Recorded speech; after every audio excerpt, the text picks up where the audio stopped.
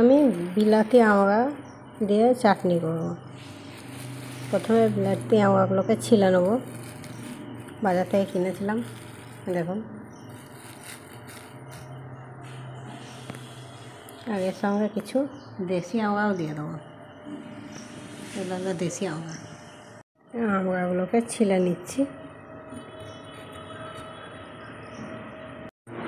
আচারটার জন্য আমি নিয়েছি জোয়ান, পাঁচফোড়ন, জিরে, ধনে, আজকে একটু ভেজে নেব।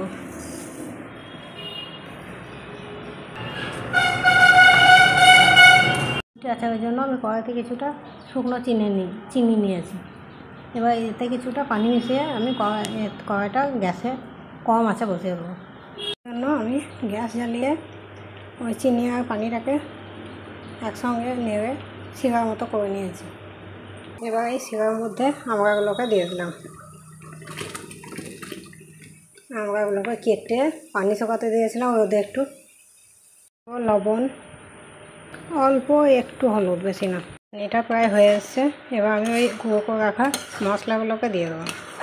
তো মশলাগুলো আপনারা খুব মিহি করবেন না, আধ বাটা করবেন।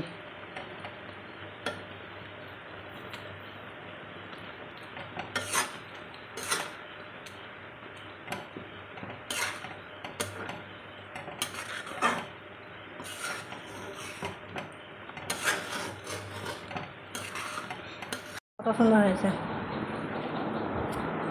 বয়মে ভরে নিয়েছি, ঠান্ডা করার পর বয়মে ভরে নিয়েছি। ঠান্ডা করে না বললে পরে নষ্ট হয়ে যাবে আচারটা। দেখুন আচারটা আমি সুন্দর করে একটা কাঁচের বয়মে ভরেছি।